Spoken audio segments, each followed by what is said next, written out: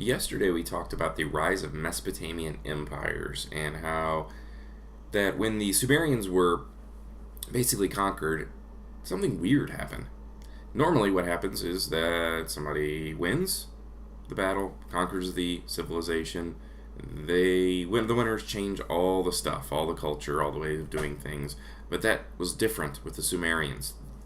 They did things so well that the conquerors were like, hey, wait a second. Pretty good at this.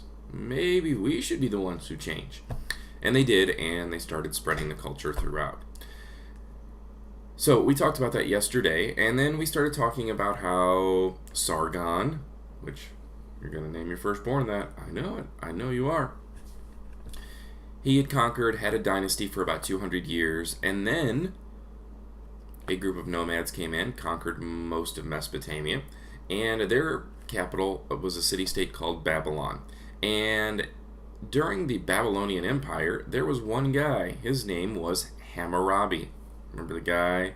Had the nice, epic, braided, beaded beard. It was pretty sweet. Now that's an accomplishment in itself. You know, he could have done that. Ruled over Mesopotamia, had a Babylonian Empire, had a sweet braided and beaded beard along with a braided and beaded long flowing locks of hair. I mean, that's pretty impressive right there. I mean, that's enough that probably they would have written about him in the history books just about that. That and that only. But there was something else that he did that had a profound effect on not only just the Babylonian Empire, Mesopotamia, but the whole world, and it still affects us today. It was something called Hammurabi's Code of Law. And basically what it was one of the first codes of law in history. Well, not the first, but one of the first, one of the earliest. Now, why is it so important if it's not the first? Well, it was one of the first ones to be written down and distributed throughout the whole empire. Because what the problem was that people knew there were laws, but if there were new laws or changes to laws, there was not really a good way for people to know. And what was happening is that people were being punished unfairly for not knowing the laws.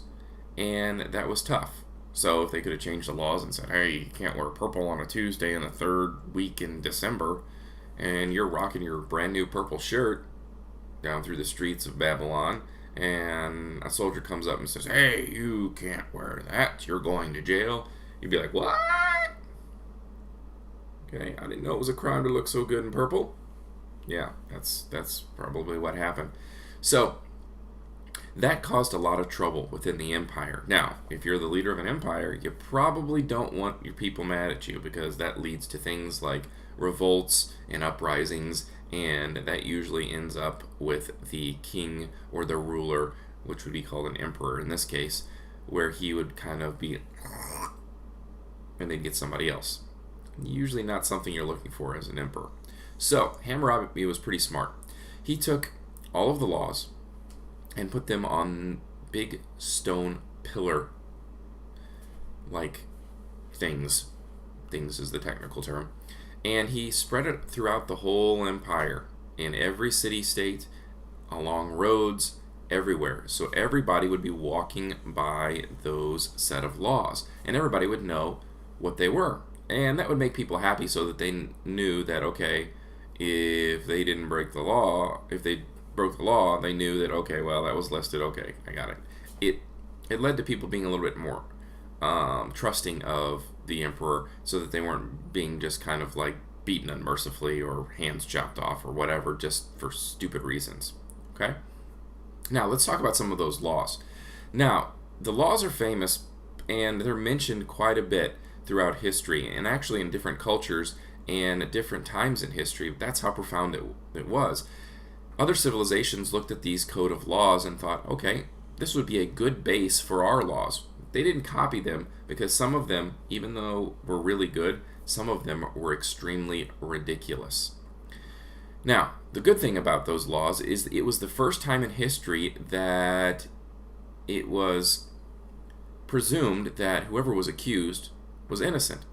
And what that means is that if you were accused of something, you weren't automatically thought of as being guilty. And that was a first throughout history. And that's how our laws are based today. It's innocent until proven guilty is the basis of our system of our laws in our country today, and that's pretty big. You can't be punished for something that you haven't been proven that you've actually done yet. So basically, it was up to the person who was accusing you to prove, hey, this person did this thing and they need to be punished.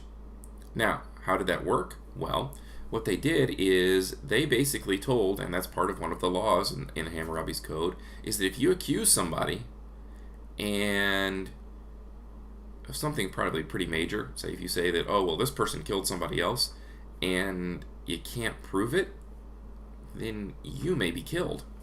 Yeah, that's a lot of pressure. So that kind of took away some of that of, well, he didn't do that, but I don't like him, so I'm going to get him in trouble so that he dies, and I'll get my revenge. It kind of got rid of that, as you could probably imagine.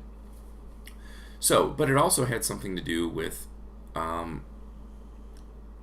if you did something, then your punishment would be the same.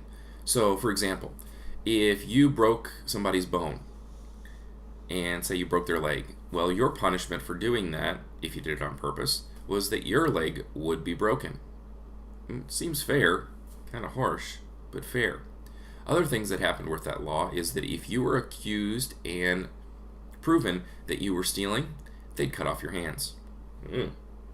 That's pretty harsh, but I guess you won't be stealing again, or probably thinking about stealing ever in the first place, if you think, oh, well, these are kind of useful. Things like that. And really, in some parts of the world, they still have that same law. So that's kind of scary. Other things were weird, though. Like, for example, if you were accused of sorcery, which is basically kind of like using magic, okay? There were things that they did to try to prove if you were a sorcerer or not. And one of them was they'd throw you in either the Tigris or the Euphrates River.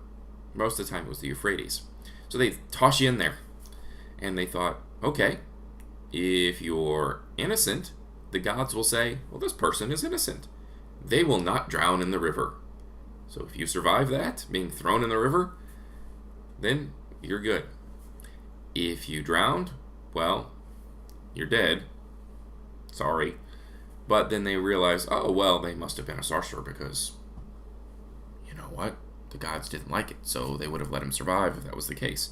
So you don't go around acting like Harry Potter during the Babylonian Empire. Probably not a good thing. So there was a lot of strange and weird laws that were part of that. There was over 200 laws in total. So a lot of laws and a lot of punishments.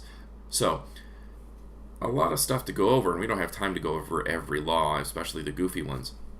But the important part of it is that it kind of set a basis in civilization of, you have to have rules, otherwise you have mass chaos. And sometimes the rules have to be harsh so that people follow them and aren't tempted to break those laws.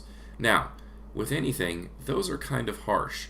Now, as we get better with making laws and civilizations and things like that, we kind of tweak things, and now in our country, if you steal something, nobody's going to cut your hands off. Thank goodness.